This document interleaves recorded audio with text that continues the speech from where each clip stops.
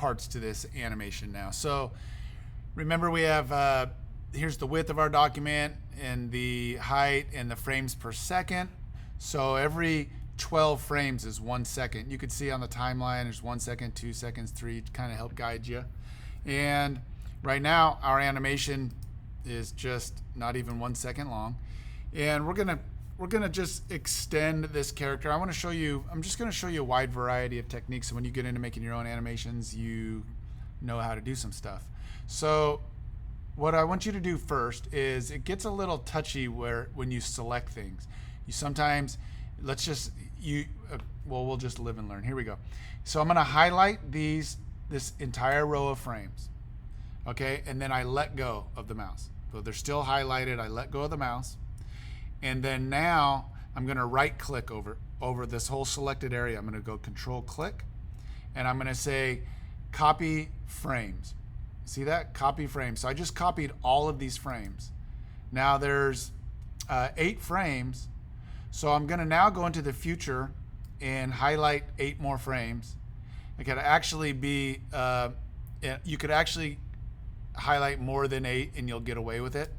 And so now in this new highlighted area, I'm gonna right click again and say paste frames. Okay, so I have double the length of this movie. And I'm gonna do that again. Paste frames. Okay, now there's a faster way. Here, let's highlight all of these. Do it again. I'm gonna highlight, let go, Control click, and I'm gonna copy frames again. And I'm gonna go ahead and highlight this big section here, and it'll only paste as many as you copied. So, but if I push Control, paste frames, now we have a longer section, right? Okay, now I'm gonna highlight all of these, and there's another technique. If you look on your keyboard and find the Option key, you can hold the Option key, and if you're holding the Option key down and drag the entire highlighted area, it is gonna duplicate them. Now you have to be very careful to make sure you put it in the exact right place. Okay, and then you have another way to duplicate. Okay, if you move something accidentally like this, whoops, push Command Z and undo what you just did. Okay, so I think I went back too far. I pushed Command Z twice maybe somehow. Okay, so now we have a lot longer animation. You can see the playhead playing for all the way up to 8 seconds now. Okay, that's great. So now what we want to do is go to this ground layer, and we want to extend it so it covers the entire animation. And all you have to do now is click the very last frame on this layer and push a right click here and say insert frame, a regular frame. And a regular frame will just fill in all the frames all the way back to the last keyframe. Whatever happened on that keyframe, it'll just fill in regular frames all the way to the keyframe. These black dots signify a keyframe, and a keyframe means it's different than the frames before or after it. Okay, and then so here's a keyframe here. Then all these other ones are just regular frames. So it's basically just putting this. It's just extending that keyframe's existence all the way to here. Okay, so now we have all of that. Okay, great. So we are now going to add a new layer. So let's go ahead and click this button here. And I'm going to drag the layer to the bottom, and I'm going to double click and label this sky. Okay, and for the sky, let's make sure we're safe here and lock the top layer, and this one's already locked. And so now we're messing around with the sky layer, and we're going to click in this very first keyframe, and in this rectangle selection tool, I'm going to go ahead and keep the rectangle tool. Now let's take a look at what kind of fill styles we have. We have colors, we have, I don't know what that. We have colors, we have a gradient tool. Look at this, what is this? It's a gradient, and that's interesting. And there is a way that I want to find a way to make this a gradient tint. How can we do that? Let's see if up in the Windows, brush library, components, color. Let's take a look at this color here.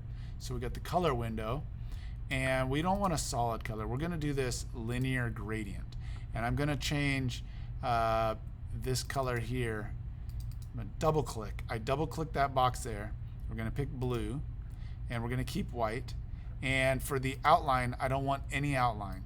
Okay, so I just did a lot of stuff. I opened the color window from here, window color, and then I changed the fill to a linear gradient, and then I double click these to change to blue. Okay, and then we are going to now, let me just move this out of the way. We're going to drag a box that is like this, and then I'm going to teach you a new tool. This tool here, the rotation tool. So you're going to take this, and you could either drag around everything on this layer, or you could click this first keyframe. Watch this. If I don't have anything selected and I click this keyframe, it'll select everything in the frame. And then if you hold the arrow right next to the corner, my mouse changes to like a curved arrow. I don't know if it's doing it on your this recording or not, but if you do it real carefully, you'll see your cursor turn to a rotation arrow. And now if you hold shift, it will go on perfect 45-degree angles. Okay, great. Now I'm going to go ahead and widen this out, and we're going to move it so that it covers the whole page. This little white dot you could move around if you wanted to. We could do this. Watch this. I'm going to click off and then see our settings of the whole stage width is 1280. So let's go back and select this, and in the width we can, as I move this, I could actually type in here 1280. Okay, hit enter, and it'll set it to the exact width of the whole stage. So go ahead and let's lengthen this out, and voila, we have a nice looking sky background. I feel like I need to use I'm tapping the arrow keys to nudge this over. Okay, now finally let's go control test, and let's just watch this guy. He could walk forever, or until your computer runs out of power. Okay, and so there we have it. So let's go ahead and do that. Let's make the animation longer and put a sky there, and then in the next tutorial we will create more layers and have objects move so it looks like he's actually walking. Okay, go ahead and have fun setting up that next step with the sky background. Have fun.